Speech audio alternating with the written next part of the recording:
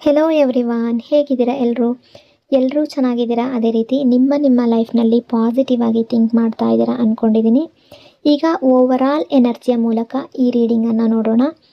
ಈ ರೀಡಿಂಗ್ ಅನ್ನೋದು general collective timeless reading ಆಗಿರುತ್ತೆ. ಜನರಲ್ ರೀಡಿಂಗ್ ಆಗಿರೋದ್ರಿಂದ ಜನರಲ್ ರೀತಿಯಲ್ಲಿಯೇ ನೀವು ಇದನ್ನು ಜಡ್ಜ್ ಮಾಡಬೇಕಾಗುತ್ತೆ.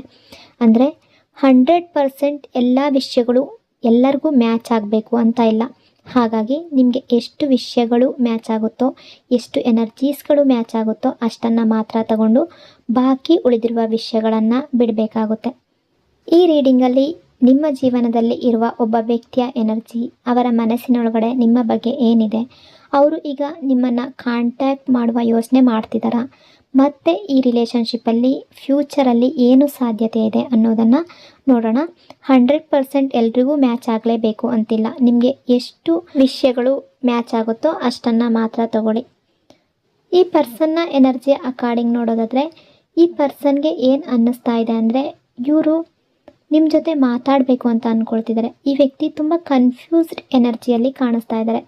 ಅಂದರೆ ಯಾವ ರೀತಿ ಮಾತಾಡಬೇಕು, ಏನು ಹೇಳಬೇಕು, ನಿಮ್ಮ ಹತ್ರ ಯಾವ ಮಾತಿನಿಂದ ಶುರು ಮಾಡಬೇಕು ಅಂತ ಇವ್ರಿಗೆ ಅರ್ಥ ಆಗ್ತಾ ಇಲ್ಲ. ಈ ಪರ್ಸನ್ ಮನಸ್ಸಿನಲ್ಲಿ ಗೊಂದಲ ಅನ್ನೋದಿದೆ. ಬಟ್ ನಿಮ್ಮ ಜೊತೆ ಮಾತಾಡಬೇಕು ಅನ್ನೋ ಆಸೆ ತುಂಬ ಇದೆ. ಮಾತಾಡುವಂತಹ ಧೈರ್ಯ ಇಲ್ಲ ಅನ್ನೋ ರೀತಿ ಕೆಲವರ ಎನರ್ಜಿ ರಿಫ್ಲೆಕ್ಟ್ ಆಗ್ತಾ ಇದೆ. ಅಂದರೆ ಯಾವುದೋ ಒಂದು ವಿಷಯ ನಿಮ್ಮಿಬ್ಬರ ನಡುವೆ ನಡೆದಿರಬಹುದು, ಯಾವುದೋ ಒಂದು ಸಿಚುವೇಶನ್ ಅನ್ನೋದು ಕ್ರಿಯೇಟ್ ಆಗಿರಬಹುದು. ಅದನ್ನು ಹೇಗೆ ಕ್ಲಿಯರ್ ಮಾಡಬೇಕು ಅನ್ನೋದು ಅವ್ರಿಗೆ ಅರ್ಥ ಆಗ್ತಾ ಇಲ್ಲ. ಭಯ ಅನ್ನೋದು ಇದೆ, ಹಿಂಜರಿಕೆ ಅನ್ನೋದು ಇದೆ. ನಿಮ್ಮ ರಿಯಾಕ್ಷನ್ ಬಗ್ಗೆ ತುಂಬ ಭಯ ಪಟ್ಕೊಳ್ತಿದ್ದಾರೆ. ನಾನು ಮಾತಾಡಿದ್ರೆ, ನಾನು ಎಲ್ಲವನ್ನ ಹೇಳ್ಕೊಂಡ್ರೆ ಇವ್ರು ಏನು ಹೇಳ್ತಾರೆ, ನನ್ನ ಮಾತುಗಳಿಂದ ಮತ್ತೆ ಹರ್ಟ್ ಆಗ್ತಾರಾ, ಅವರು ಮತ್ತೆ ನನ್ನನ್ನು ಸ್ವೀಕರಿಸ್ತಾರಾ ಅಂತ ಇವರ ಮನಸ್ಸಿನಲ್ಲಿ ತುಂಬ ಯೋಚನೆಗಳಿದೆ.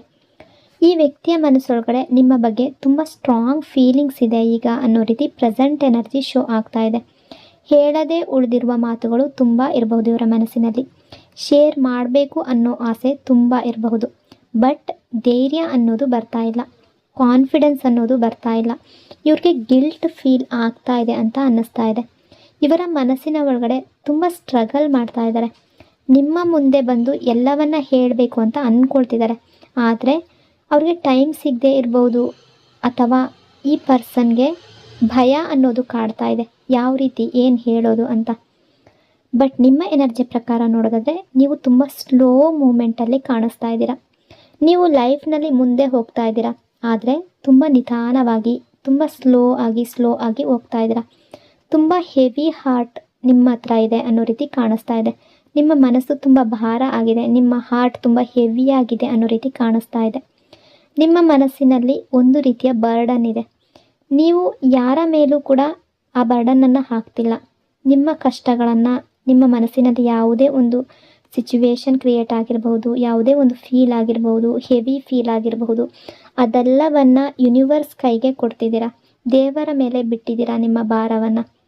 ಅಂದರೆ ನಿಮ್ಮ ಮನಸ್ಸಿನಲ್ಲಿ ಈಗ ಸ್ಟ್ರಾಂಗ್ ಆಗಿ ಯಾವ ರೀತಿಯ ಫೀಲ್ ಇದೆ ಅಂದರೆ, ನಾನು ನನ್ನ ಫ್ಯೂಚರನ್ನು ನೋಡ್ಕೋಬೇಕು, ನನ್ನ ಕೆರಿಯರ್, ನನ್ನ ಲೈಫ್ ಇಂಪ್ರೂವ್ ಮಾಡ್ಕೋಬೇಕು ಅನ್ನೋ ಕ್ಲಾರಿಟಿ ನಿಮಗೆ ತುಂಬ ಸ್ಟ್ರಾಂಗ್ ಆಗಿ ಬಂದಿದೆ. ಅಂದರೆ ಪಾಸ್ಟ್ನಲ್ಲಿ ನಿಮ್ಮ ಲೈಫ್ನಲ್ಲಿ ಯಾವುದೇ ಸಿಚುವೇಶನ್ ಕ್ರಿಯೇಟ್ ಆಗಿರ್ಬೋದು, ಯಾವುದೇ ಪ್ರಾಬ್ಲಮ್ಸ್ ಬಂದಿರ್ಬೋದು, ರಿಲೇಷನ್ಶಿಪ್ಪಲ್ಲಿ ಏನೇ ಆಗಿರ್ಬೋದು, ಆ ಪಾಸ್ಟ್ನಲ್ಲಿ ಸ್ಟಕ್ ಆಗೋದು ಬೇಡ ಅಂತ ನೀವು ಅಂದ್ಕೊಳ್ತಾ ಇದ್ದೀರಾ. ನಿಮ್ಮ ಟೈಮನ್ನು, ನಿಮ್ಮ ಎನರ್ಜಿಯನ್ನು ವೇಸ್ಟ್ ಮಾಡೋದು ಬೇಡ. ಅಂದರೆ ಅಗತ್ಯ ಇಲ್ಲದೆ ಇರೋ ಕಡೆ ನಿಮ್ಮ ಎನರ್ಜಿಯನ್ನು ವೇಸ್ಟ್ ಮಾಡೋದು ಬೇಡ ಅಂತ ಅಂದ್ಕೊಳ್ತಿದ್ದೀರಾ. ನಿಮ್ಮ ಹಾರ್ಟ್ ಅನ್ನೋದು ತುಂಬ ಹೆವಿಯಾಗಿರೋ ರೀತಿ, ಹೀಲ್ ಆಗಿಲ್ಲ ಅನ್ನೋ ರೀತಿ ಕಾಣಿಸ್ತಾ ಇದೆ. ನೀವು ತುಂಬ ಸಫರ್ ಮಾಡಿರಬಹುದು ಈ ರಿಲೇಷನ್ಶಿಪ್ಪಲ್ಲಿ. ಈ ರಿಲೇಷನ್ಶಿಪ್ಗೆ ತುಂಬ ಎಫರ್ಟನ್ನು ಹಾಕಿರಬಹುದು. ಈ ರಿಲೇಷನ್ಶಿಪ್ ಬಗ್ಗೆ ಯಾವುದೋ ಒಂದು ಸಂದರ್ಭದಲ್ಲಿ ಸಿಚುವೇಶನ್ ಎದುರಾಗಿರ್ಬೋದು, ತುಂಬ ಕಣ್ಣೀರು ಹಾಕಿರಬಹುದು. ನೀವು ತುಂಬ ಬಾರಿ, ತುಂಬ ಸಲ ನೀವು ಈ ರಿಲೇಷನ್ಶಿಪ್ಪಲ್ಲಿ ಅಡ್ಜಸ್ಟ್ ಮಾಡ್ಕೊಂಡಿರ್ಬೋದು. ಅಂದರೆ ನಿಮಗೆ ಎಷ್ಟೇ ಹರ್ಟ್ ಆಗಿದ್ರು, ಎಷ್ಟೇ ಪೇಯ್ನ್ ಆಗಿದ್ರೂ ಕೂಡ ನೀವು ಹರ್ಟ್ ಆಗಿರ್ಬೋದು. ನಿಮ್ಮ ಮನಸ್ಸಿನಲ್ಲಿ ಈಗ ಒಂದು ಥಾಟ್ ಇದೆ, ನಾನು ಮತ್ತೆ ಇವರಿಗೆ ಚಾನ್ಸ್ ಕೊಟ್ಟರೆ, ಅಂದರೆ ಈ ರಿಲೇಷನ್ಶಿಪ್ಪಲ್ಲಿ ಈ ಪರ್ಸನ್ ತುಂಬ ತಪ್ಪು ಮಾಡಿದ್ದಾರೆ, ಮಿಸ್ಟೇಕ್ ಮಾಡಿರಬಹುದು. ಹಾಗಾಗಿ ನೀವು ಈ ರೀತಿ ಅಂದ್ಕೊಳ್ತಾ ಇರ್ಬೋದು, ನಾನು ಮತ್ತೆ ಇವರಿಗೆ ಚಾನ್ಸ್ ಕೊಟ್ಟರೆ ಮತ್ತೆ ನನಗೆ ಪೇಯ್ನ್ ಆಗುತ್ತೆ, ಮತ್ತೆ ನನ್ನನ್ನು ಅವಾಯ್ಡ್ ಮಾಡ್ತಾರೆ, ನಾನು ಮತ್ತೆ ಈ ರಿಲೇಷನ್ಶಿಪ್ಪಲ್ಲಿ ಹೋದರೆ ನನ್ನನ್ನು ಇಗ್ನೋರ್ ಮಾಡ್ತಾರೆ, ನನಗೆ ಇವರು ಮತ್ತೆ ನನ್ನ ಫೀಲಿಂಗ್ಸನ್ನು ಅರ್ಥ ಮಾಡ್ಕೊಳ್ಳೋದಿಲ್ಲ. ಹಾಗಾಗಿ ನೀವು ಈಗ ಈ ವ್ಯಕ್ತಿಯನ್ನು ಅವಾಯ್ಡ್ ಮಾಡ್ತಾ ಇದ್ದೀರಾ ಅನ್ನೋದಕ್ಕಿಂತ ನಿಮ್ಮನ್ನು ನೀವು ಪ್ರೊಟೆಕ್ಟ್ ಮಾಡ್ಕೊಳ್ತಾ ಇದ್ದೀರಾ ಅನ್ನೋ ರೀತಿ ಎನರ್ಜಿ ಶೋ ಆಗ್ತಾ ಇದೆ. ಅಂದರೆ ಈ ಶಿಪ್ಪಲ್ಲಿ ನಿಮಗೆ ರೆಸ್ಪೆಕ್ಟ್ ಅನ್ನೋದು ಸಿಗಲಿಲ್ವೇನೋ, ವ್ಯಾಲ್ಯೂ ಅನ್ನೋದು ಸಿಗಲಿಲ್ವೇನೋ, ನಿಮ್ಮ ಫೀಲಿಂಗ್ಸನ್ನು ಈ ಪರ್ಸನ್ ಅರ್ಥ ಮಾಡ್ಕೊಳ್ಳಿಲ್ವೇನೋ, ಅದಕ್ಕಾಗಿ ನೀವು ಈಗ ಎಮೋಷ್ನಲ್ ಡಿಸ್ಟೆನ್ಸ್ ಕ್ರಿಯೇಟ್ ಮಾಡ್ಕೊಂಡಿದ್ದೀರಾ ಅನ್ನೋ ರೀತಿ ಕೂಡ ಎನರ್ಜಿ ಶೋ ಆಗ್ತಾ ಇದೆ. ನಿಮ್ಮಿಬ್ಬರ ರಿಲೇಷನ್ಶಿಪ್ಪಲ್ಲಿ ಈ ವ್ಯಕ್ತಿಯನ್ನು ಕ್ಷಮಿಸೋದು ನಿಮಗೆ ತುಂಬ ಡಿಫಿಕಲ್ಟ್ ಅಂತ ಅನ್ನಿಸ್ತಾ ಇದೆ. ನಿಮ್ಮನ್ನೇ ನೀವು ಬ್ಲೇಮ್ ಮಾಡ್ಕೊಳ್ತಾ ಇದ್ದೀರಾ. ಇದರಿಂದ ನಿಮ್ಮ ಹಾರ್ಟ್ ಇನ್ನೂ ಹೆವಿ ಆಗಿದೆ ಅನ್ನೋ ರೀತಿ ಕಾಣಿಸ್ತಾ ಇದೆ. ಬಟ್ ಇಲ್ಲಿ ನಿಮಗೆ ಕ್ಲಾರಿಟಿ ಅನ್ನೋದು ಇದೆ. ನಿಮ್ಮ ಲೈಫ್ ಬಗ್ಗೆ ನೀವು ಥಿಂಕ್ ಮಾಡ್ತಾ ಇದ್ದೀರಾ, ನಿಮ್ಮ ಫ್ಯೂಚರ್ ಬಗ್ಗೆ ನೀವು ಥಿಂಕ್ ಮಾಡ್ತಾ ಇದ್ದೀರಾ. ಈ ವ್ಯಕ್ತಿ ನಿಮ್ಮನ್ನು ಮಾತಾಡಿಸೋದಕ್ಕೆ ಪ್ರಯತ್ನ ಪಡ್ತಾ ಇರಬಹುದು ಅಥವಾ ಕಮ್ಯುನಿಕೇಷನ್ ಮಾಡಲು ಟ್ರೈ ಮಾಡ್ತಾ ಇರಬಹುದು. ಕೆಲವರ ಲೈಫ್ನಲ್ಲಿ ಈ ವ್ಯಕ್ತಿ ಈಗಾಗಲೇ ಬಂದಿರಬಹುದು. ಇನ್ನೂ ಕೆಲವರ ಲೈಫ್ನಲ್ಲಿ ಈ ಪರ್ಸನ್ ಆ ರೀತಿ ಥಿಂಕ್ ಮಾಡ್ತಾ ಇದ್ದಾರೆ ಅನ್ನೋ ರೀತಿ ಕೂಡ ಎನರ್ಜಿ ಶೋ ಆಗ್ತಾ ಇದೆ. ಕೆಲವರು ಅಂದ್ಕೊಳ್ತಾ ಇದ್ದಾರೆ ನಿಮ್ಮ ಜೊತೆ ಮಾತಾಡಬೇಕು ಅಂತ, ಎಮೋಷ್ನಲ್ ಆಗಿ ಕನೆಕ್ಟ್ ಆಗಬೇಕು ಅನ್ನೋ ರೀತಿ ಕೂಡ ಥಿಂಕ್ ಮಾಡ್ತಾ ಇದ್ದಾರೆ. ಈ ಪರ್ಸನ್ ಮುಂದಿನ ದಿನಗಳಲ್ಲಿ ಸಾರಿ ಕೇಳುವ ಎನರ್ಜಿ ಕೂಡ ಕಾಣಿಸ್ತಾ ಇದೆ. ನಿಮ್ಮ ಜೊತೆ ಇಮೋಷ್ನಲಿ ಕನೆಕ್ಟ್ ಆಗುವಂತಹ ಚಾನ್ಸಸ್ ಕೂಡ ತುಂಬ ಜಾಸ್ತಿ ಕಾಣಿಸ್ತಾ ಇದೆ.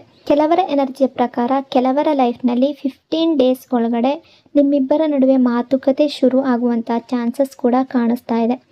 ಅಂದರೆ ಇವ್ರು ಹೇಳ್ಕೊಳ್ಬೋದು, ನಾನು ನಿನ್ನ ತುಂಬ ಪ್ರೀತಿಸ್ತೀನಿ, ನಾನು ನಿನ್ನನ್ನು ತುಂಬ ಲೈಕ್ ಮಾಡ್ತೀನಿ, ನೀನು ಇಲ್ದಲೇ ನನಗೆ ಇರೋದಕ್ಕಾಗೋದಿಲ್ಲ, ನಿನ್ನನ್ನು ಹರ್ಟ್ ಮಾಡುವ ಉದ್ದೇಶ ನನಗಿರಲಿಲ್ಲ, ಬಟ್ ಸಿಚುವೇಶನ್ ಆಗಿತ್ತು, ನನ್ನ ತಪ್ಪು ಈಗ ನನಗೆ ಅರ್ಥ ಆಗಿದೆ ಅನ್ನೋ ರೀತಿ ಇವರು ನಿಮ್ಮನ್ನು ಸಾರಿ ಕೇಳ್ಬೋದು ಅನ್ನೋ ರೀತಿ ಕೂಡ ಎನರ್ಜಿ ಶೋ ಆಗ್ತಾ ಇದೆ.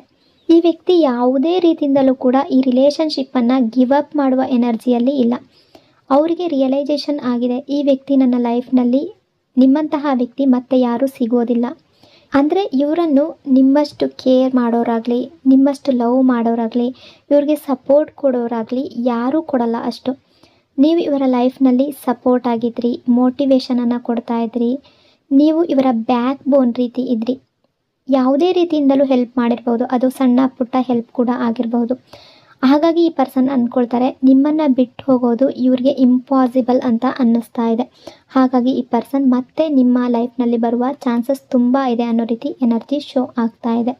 ಬಟ್ ಇವರು ಇಷ್ಟು ಪ್ರಯತ್ನ ಪಟ್ಟರೂ ಕೂಡ ಕೆಲವರ ಎನರ್ಜಿ ಯಾವ ರೀತಿ ಶೋ ಆಗ್ತಾ ಇದೆ ಅಂದರೆ, ನೀವು ಮತ್ತೆ ಈ ರಿಲೇಷನ್ಶಿಪ್ಪಲ್ಲಿ ಹರ್ಟ್ ಆಗೋ ರಿಸ್ಕ್ ತಗೊಳ್ಳೋದಕ್ಕೆ ರೆಡಿ ಆಗ್ತಾ ಇಲ್ಲ. ಎಂಟಿ ಪ್ರಾಮಿಸಸ್ ಮೇಲೆ ನಿಮಗೆ ನಂಬಿಕೆ ಇಲ್ಲ, ಆ್ಯಕ್ಷನ್ ಇಲ್ಲದ ಮಾತಿಗೆ ನೀವು ವ್ಯಾಲ್ಯೂ ಕೊಡಲ್ಲ. ಅಂದರೆ ಈ ಪರ್ಸನ್ ನೀವು ಅಂದ್ಕೊಳ್ತೀರಾ ಏನೇ ಆದರೂ ಇವರು ಚೇಂಜ್ ಆಗಲ್ಲ, ಇದು ಟೆಂಪ್ರವರಿ, ಇವರು ಈ ರೀತಿ ಮಾಡ್ತಾ ಇರೋವಂಥದ್ದು, ಈ ರೀತಿ ತುಂಬ ಸಲ ಆಗಿದೆ, ನನಗೆ ಪೀಸ್ ಬೇಕು, ಪೇಯ್ನ್ ಅಲ್ಲ ಅಂತ ನೀವು ಥಿಂಕ್ ಮಾಡ್ತಾ ಇರಬಹುದು ಅನ್ನೋ ರೀತಿ ಕೂಡ ಎನರ್ಜಿ ಶೋ ಆಗ್ತಾ ಇದೆ. ಬಟ್ ಈ ಪರ್ಸನ್ನ ಎನರ್ಜಿ ಅಕಾರ್ಡಿಂಗ್ ನೋಡೋದಾದರೆ ಈ ಪರ್ಸನ್ ನಿಮ್ಮನ್ನು ಬಿಟ್ಟು ನಿಮ್ಮನ್ನು ದೂರ ಹೋಗೋದಕ್ಕೆ ಇವರು ಬಿಡೋದಿಲ್ಲ ಅನ್ನೋ ರೀತಿ ಎನರ್ಜಿ ಕಾಣಿಸ್ತಾ ಇದೆ. ಅಂದರೆ ಎಷ್ಟೇ ಕಷ್ಟ ಆದರೂ ಕೂಡ ಇವರ ಲೈಫ್ನಲ್ಲಿ ನೀವು ಇರಬೇಕು, ನಿಮ್ಮನ್ನು ಇವರ ಲೈಫ್ನಲ್ಲಿ ಇವರು ಮುಂದೆ ಹೋಗೋದಕ್ಕೆ ಬಿಡೋದಿಲ್ಲ, ಮೂವ್ ಆನ್ ಆಗೋದಕ್ಕೆ ಬಿಡೋದಿಲ್ಲ. ಅಂದರೆ ಇವರ ಮನಸ್ಸಿನಲ್ಲಿ ಯಾವುದೇ ವಿಷಯ ಇದ್ದರೂ ಎಲ್ಲ ವಿಷಯವನ್ನು ನಿಮ್ಮ ಹತ್ರ ಶೇರ್ ಮಾಡ್ಕೊಳ್ಬೇಕು ಅನ್ನೋ ರೀತಿ ಥಿಂಕ್ ಮಾಡ್ತಾ ಇದ್ದಾರೆ. ಇವರು ನಿಮ್ಮನ್ನು ತುಂಬ ಪ್ರೀತಿಸ್ತೀನಿ, ತುಂಬ ಲೈಕ್ ಮಾಡ್ತೀನಿ ಅನ್ನೋ ರೀತಿ ನಿಮ್ಮ ಹತ್ರ ಹೇಳ್ಕೊಳ್ಬೇಕು, ನೀವಿಲ್ದಲೇ ನನಗೆ ಆಗೋದಿಲ್ಲ ಅನ್ನೋ ರೀತಿ ನಿಮ್ಮ ಹತ್ರ ಮಾತುಗಳನ್ನು ಶೇರ್ ಮಾಡ್ಕೋಬೇಕು ಅನ್ನೋ ರೀತಿ ಕೂಡ ಥಿಂಕ್ ಮಾಡ್ತಾ ಇದ್ದಾರೆ. ಈ ಪರ್ಸನ್ಗೆ ರಿಯಲೈಸ್ ಆಗಿದೆ ನಿಮ್ಮ ಹತ್ರ ಬರ್ತಾ ಇದ್ದಾರೆ ಇವರು ಅನ್ನೋ ರೀತಿ ಕೂಡ ಎನರ್ಜಿ ಕಾಣಿಸ್ತಾ ಇದೆ. ನಿಮಗೆ ಯಾವ ರೀತಿಯ ಗೈಡೆನ್ಸ್ ಇದೆ ಅಂತ ನೋಡೋದಾದರೆ, ನೀವು ಲೈಫ್ನಲ್ಲಿ ಯಾವುದೇ ಡಿಸಿಷನ್ನ ತಗೊಂಡ್ರೂ ಕೂಡ ನಿಮ್ಮ ಲೈಫ್ನ ಒಳ್ಳೆಯದಕ್ಕಾಗಿ ತಗೊಳ್ಳಿ. ಫಿಯರಿಂದ ಡಿಸಿಷನನ್ನು ತಗೊಳ್ಬೇಡಿ, ಸೆಲ್ಫ್ ರೆಸ್ಪೆಕ್ಟಿಂದ ತಗೊಳ್ಳಿ. ಸೊ ಇಷ್ಟೆಲ್ಲ ವಿಷಯಗಳು ಈ ರೀಡಿಂಗಲ್ಲಿ ರಿಫ್ಲೆಕ್ಟ್ ಆಗ್ತಾ ಇದೆ. ಐ ಹೋಪ್ ಈ ರೀಡಿಂಗ್ ನಿಮಗೆ ರೆಸೊನೇಟ್ ಆಗಿದೆ ಅಂದ್ಕೊಂಡಿದ್ದೀನಿ. ರೆಸೊನೇಟ್ ಆಗಿದ್ದರೆ ಕಮೆಂಟ್ನಲ್ಲಿ ಕ್ಲೈಮ್ ಮಾಡ್ಕೊಳ್ಳಿ. ಅದೇ ರೀತಿ ವಿಡಿಯೋನ ಲೈಕ್ ಮತ್ತು ಶೇರ್ ಮಾಡೋದ್ರ ಜೊತೆಗೆ ವಿಡಿಯೋನ ಹೈಪ್ ಕೂಡ ಮಾಡಿ. ಈ ಚಾನಲ್ನ ಫಸ್ಟ್ ಟೈಮ್ ವಿಸಿಟ್ ಮಾಡಿದರೆ ಸಬ್ಸ್ಕ್ರೈಬ್ ಮಾಡ್ಕೊಳ್ಳಿ. ಇನ್ನೊಂದು ಡೀಪ್ ಪವರ್ಫುಲ್ ರೀಡಿಂಗ್ನೊಂದಿಗೆ ಮತ್ತೆ ಸಿಗ್ತೀನಿ.